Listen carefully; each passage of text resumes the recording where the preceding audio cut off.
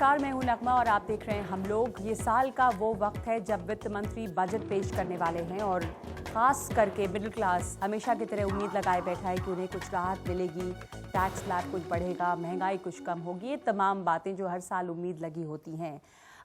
इस दफ़ा जो इकोनॉमिक सर्वे आया है वो ये संकेत दे रहा है कि ग्रोथ की जो रफ्तार है वो सुस्त पड़ रही है। क्या उम्मीद लगाई जाए? इकोनॉमिक सर्वे के जो संकेत हैं वो कितने, उस पर कितना भरोसा किया जाए? जो संकेत है उससे कुछ अलग भी तस्वीर हो सकती है क्या? महंगाई घटेगी नहीं घटेगी? तमाम बातों पर चर्चा करने के लिए हमारे साथ स्टूडियो में एक वरिष्ठ पैनल मौजूद है जिनसे हम समझना चाहेंगे कि उम्मीद क्या क्या लगाई जानी चाहिए, किस सेक्टर में क्या उम्मीद है। हमारे साथ डॉक्टर संबित पात्रा हैं, बीजेपी के प्रवक्ता। हमारे साथ हिमांशु जी हैं जो एसोसिएट प्रोफेसर हैं of economics at centre for study of regional development.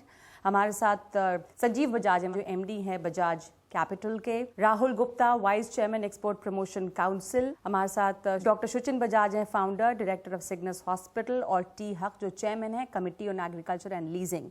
Sambit Patra, economic survey का जो संकेत हर तरफ एक बात आई कि रफ्तार जो है ग्रोथ की वो स्लो पड़ रही है। हालांकि ये भी बात बहुत जगह आई है कि जो इकोनॉमिक सर्वे है उससे कहीं अलग होता है जब बजट पेश होता है तो।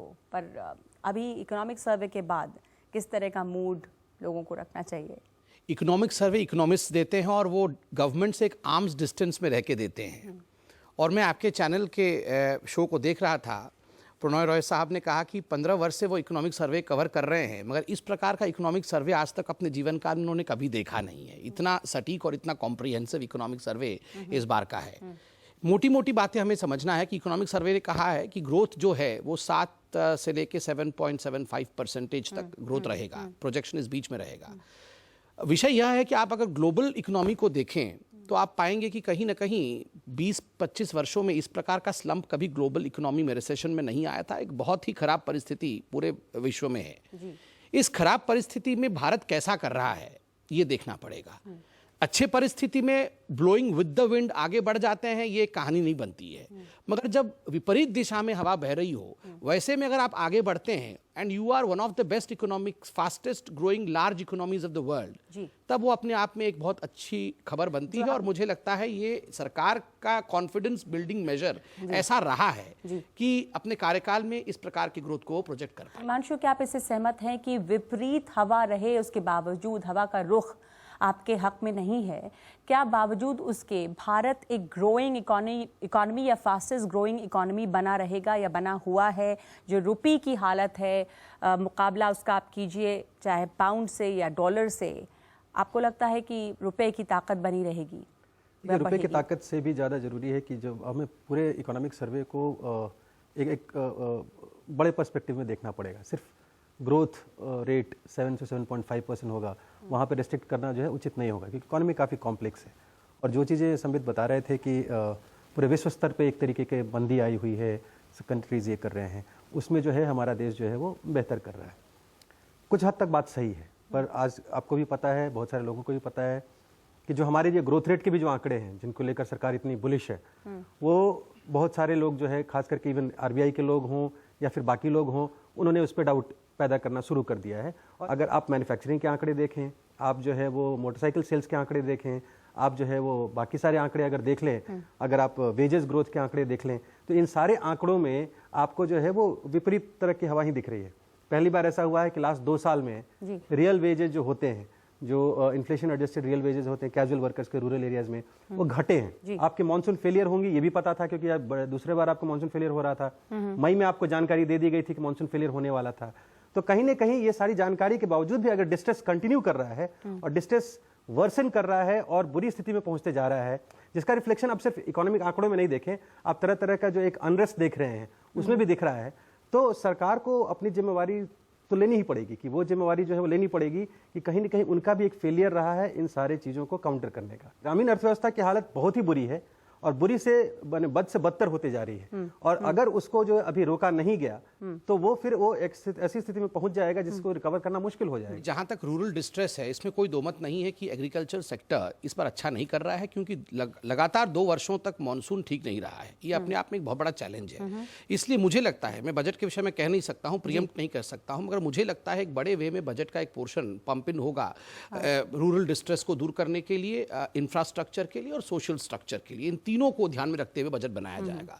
मगर चूंकि इस प्रकार का एक माहौल डिस्ट्रेस का रहा गांव में, ग्रामीण क्षेत्र में, तो इस कारण से प्रधानमंत्री ने जिस प्रकार का क्रॉप इंश्योरेंस पॉलिसी उन्होंने लॉन्च किया, वो अपने आप में ऐतिहासिक है। आप देखिए, सबसे मिनिमम प्रीमियम, कैपिंग नहीं है, कैपिंग हटा दिया गया, जल्दी त्वरितता के साथ उसको आप किसान तक पहुंचाएं, यह भी है।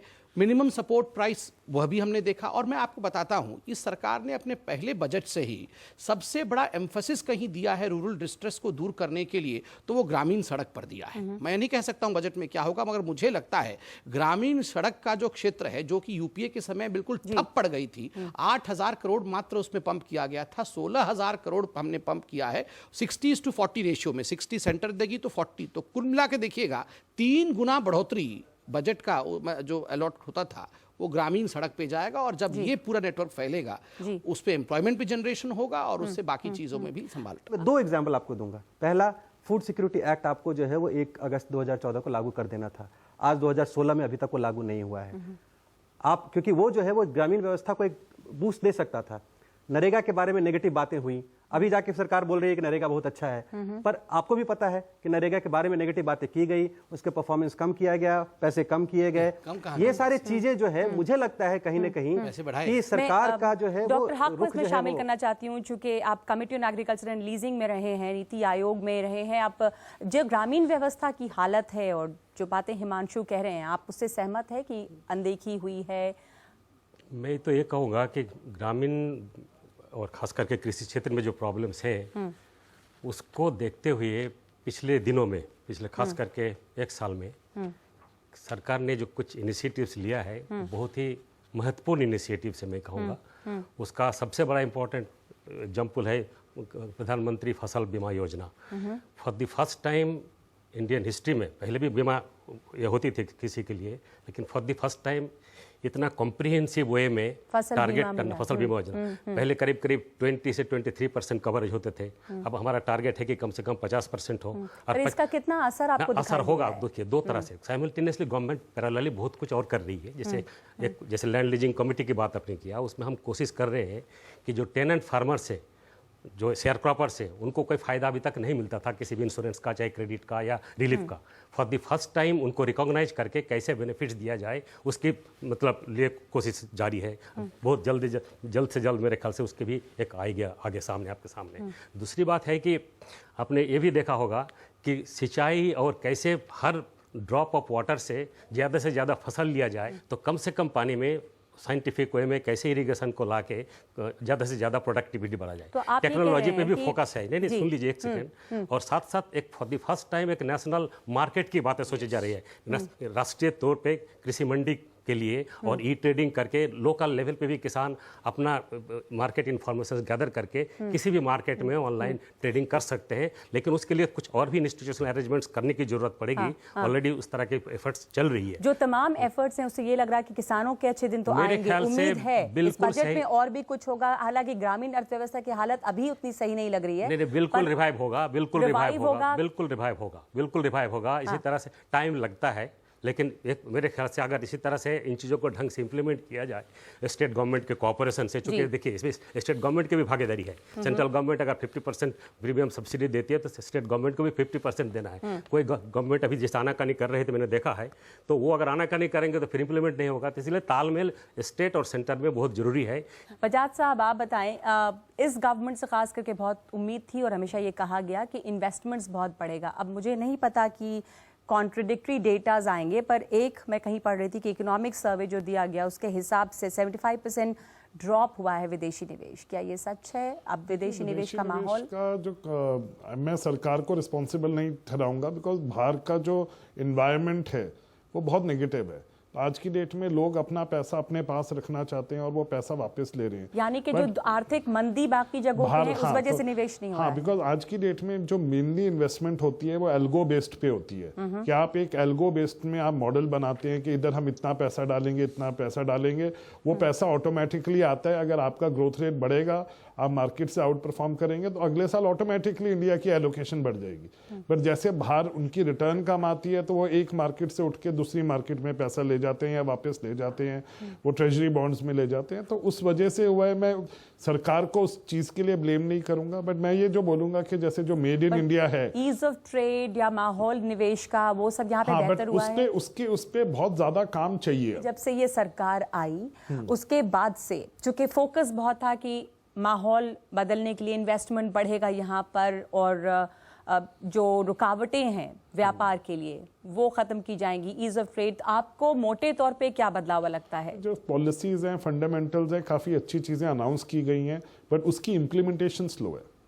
ठीक है, सो पॉइंट इसके जैसे मेड इन इंडिया ही है एक कॉन्सेप्ट के पहले हमें हॉट मनी मिलती थी कि मनी जल्दी आती थी, निवेश होता था और जल्दी निकल जाती थी, जो आप बोल रहे हैं कि 75% निकल गया। तो पॉइंट इज, बट अगर आपको लॉन्ग टर्म स्टिकी मनी चाहिए तो आपको मैन्युफैक्चरिंग के लिए मनी चाहिए, उससे एम्प्लॉयमेंट मिलेगी, उससे एक ग्राउंड पे डेवलपमेंट होएगा, लोगों की कंजम्पशन बढ़ेगी। अब उसके लिए वो किया जा रहा है, बट उसकी इम्प्लीमेंटेशन हमें फास्टर चाहिए। और एक जो इक्विटी मार्केट के लिए जो फोकस होना चाहिए था वो गवर्नमेंट ने फोकस नहीं दिखाया। जैसे अगर ELSS स्कीम्स ही लेते हैं, आज की डेट में 80C बेनिफिट में एक सेपरेट सेक्शन होना चाहिए 50,000 लाख रुपए का, जो खाली लॉन्ग टर्म इक्विटी को सपोर्ट करने के लिए कि जो इंडस्ट्री है, कंपनीज हैं, उसको पैसा जाए और लॉन्ग टर्म का पैसा जाए, वो नहीं किया गया।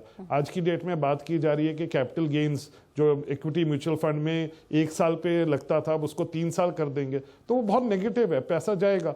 लास्ट ईयर डेट कि उसको मैं कर दिया कि 3 साल में, अगर 3 साल के बाद आपको इंडेक्सेशन बेनिफिट मिलेगा। अब उससे कॉर्पोरेट्स के लिए जो कैश फ्लो है वो टाइट हो रही है। तो आप एक जगह बोल रहे हैं कि ठीक है हम मेड इन इंडिया कर रहे हैं, हम बढ़ाना चाहते हैं, दूसरी जगह आप ये नहीं देख रहे कि आप उनको एटलीस्ट कैश फ्लो पैसा देंगे तभी तो वो इन्वेस्ट करेंगे। तो वो थोड़ा सा दोनों का एक मिक्सचर नहीं है। संबित, आप कुछ कहना इस पर चाह रहे हैं? मैं सिर्फ इतना कहना चाहता था, जहाँ तक ईज ऑफ डूइंग बिजनेस है, वो तो आंकड़ों के आधार पर आप देखिए, अभी वो आंकड़े रिलीज हुए थे, हम 12 पॉइंट ऊपर आए हैं। अर्थात जो ईज ऑफ डूइंग नहीं थी पहले, वो अब हम 12 पॉइंट ऊपर आके अच्छे तरीके से ये कर रहे हैं। और आज India one of the most important greenfield investment के लिए जाना जा रहा है। इन्वेस्टमेंट घटा क्यों है? क्या अब एक्सटर्नल फैक्टर्स हैं, क्या वजह है? नहीं, देखिए इन्वेस्टमेंट, फॉरेन इन्वेस्टमेंट्स यहाँ पे बढ़ा, कमिटेड इन्वेस्टमेंट तो है ही, और उस आधार पर 39% FDI की ग्रोथ हुई है जब से सरकार आई तो है। फिर ये आंकड़ा क्या है? 75% इन्वेस्टमेंट्स जो हैं वो घटा है? नहीं, वो कमिटमेंट के इस आधार पे तो 39% बढ़ा ही है। और अभी देखते हैं ये जो कमिटमेंट होती है ये तो पूरे सरकार के कार्यकाल में होता है, तो स्वाभाविक रूप से FDI बढ़ा है। और जो ईज ऑफ डूइंग बिजनेस है वो भी हमारा बहुत बेहतर हुआ है, 12 पॉइंट ऊपर गया। राहुल, आपको क्या लगता है? बीजेपी सरकार के आने के बाद ईज ऑफ डूइंग बिजनेस बढ़ा, इसमें कोई भी दो राय नहीं है। पर जैसे बजाज साहब ने कहा कि चीज़ें बहुत कुछ चालू हो गई, इंप्लीमेंट होने की देरी है, मैं एक बात ज़रूर कहना चाहूँगा, पिछले 15-20 दिन में जो अंतर्राष्ट्रीय बाजारों में हुआ है उससे आगे आने वाली समस्याएं बहुत बड़ी बड़ी नजर आने वाली हैं। जो इकोनॉमिक सर्वे है पिछले पूरे साल का है, जैसे पात्रा साहब ने कहा, बिल्कुल ठीक कहा, अब आंधी काफ़ी तेज़ चलने वाली है, तो जो चीज़ें सरकार ने रोल करी हैं उनको इम्प्लीमेंट करने का बहुत ज़रूरी समय है। अदरवाइज रुपया 75-76 तक भी जाते हुए देर नहीं लगेगी। और अपॉर्चुनिटी की तरह भी देखा जा सकता है इसको, जब और कंट्रीज से पैसा निकलेगा, तो जैसे बजाज साहब ने कहा, अगर हमारी ग्रोथ रेट इंटैक्ट रहेगी तो उसे कहीं ना कहीं जाना होगा।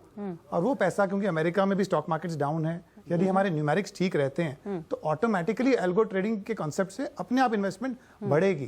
अंतर्राष्ट्रीय अनिश्चितताओं को इस्तेमाल करने का समय है, ना कि उसको एज अ प्रॉब्लम देखने का समय है। अनिश्चितता अगर इस्तेमाल किया जाए ठीक से, तो आपको लगता है? मैंने कहीं पे आते अभी रास्ते में पोस्टर देखा, रूपी का सिंबल था, डॉलर और पाउंड जमीन पे धाराशायी थे, और था कि rupee will be able to knock out dollar and pound. ये समय ऐसा है कि सब लोग बुरा कर रहे हैं, यदि बुरा करने में आप सबसे अच्छे रहेंगे तो आप आगे निकल जाएंगे।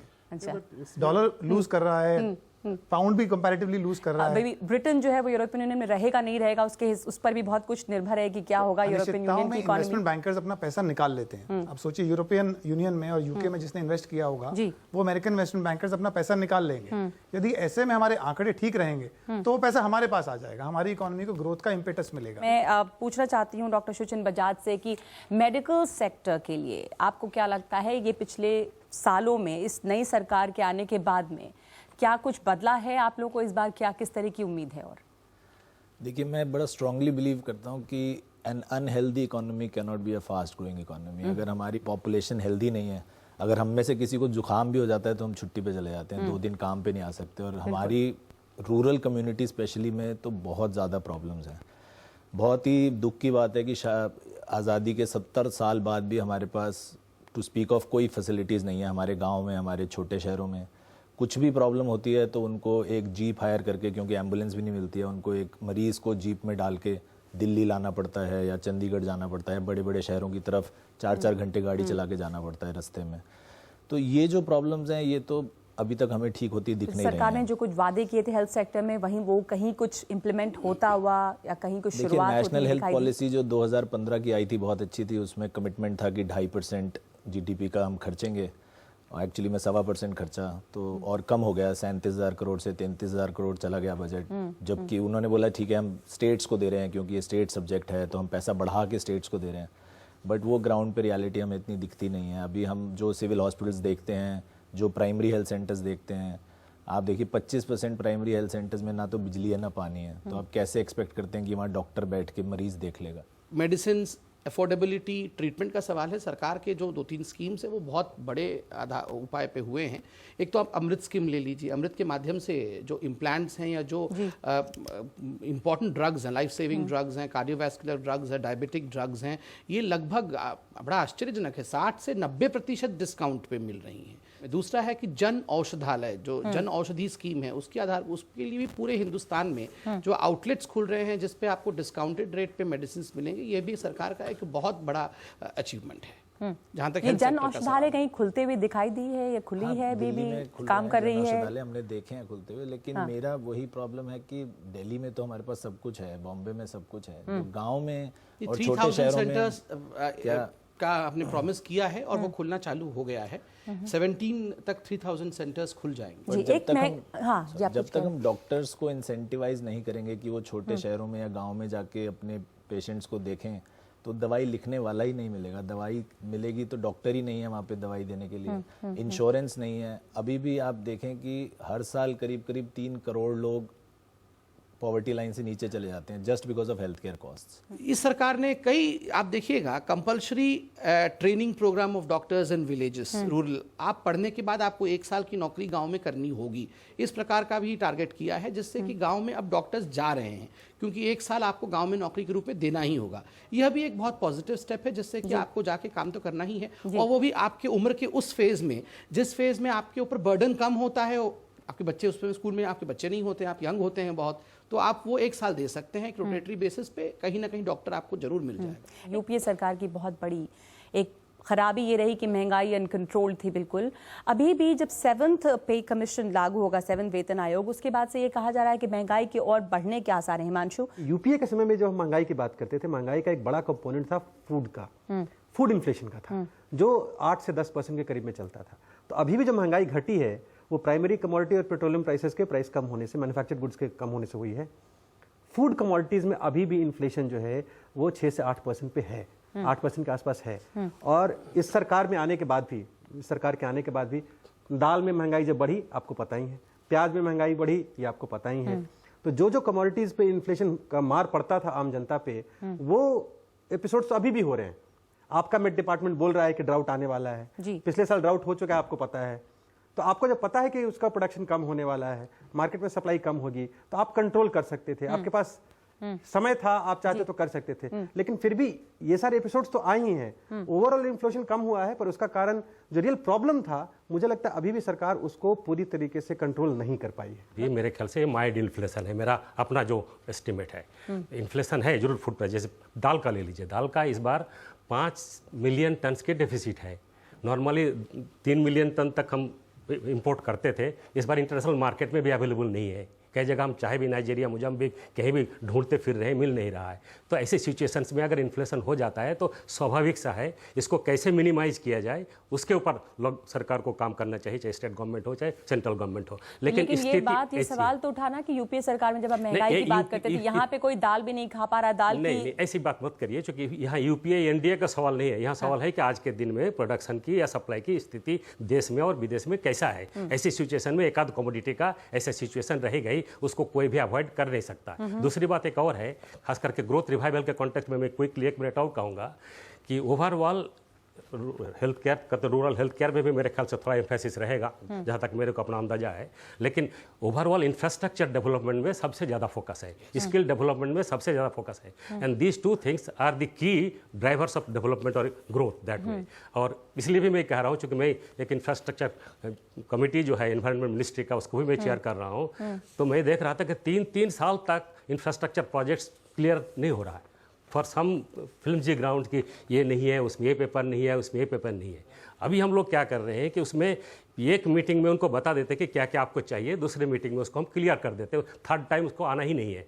तो ए नंबर ऑफ प्रोजेक्ट्स, चाहे पोर्ट्स हो, चाहे एयरपोर्ट्स हो, चाहे हाईवेज हो, चाहे आपका टाउनशिप डेवलपमेंट हो, ये सारे हमें फर्स्ट ट्रैक में क्लियर हो रहा है। तो दिस थिंग्स विल इम्पैक्ट, थोड़ा टाइम लगेगा आपको, इंफ्रास्ट्रक्चर का इम्पैक्ट ग्रोथ में होने में 2-4 साल तो लगता है।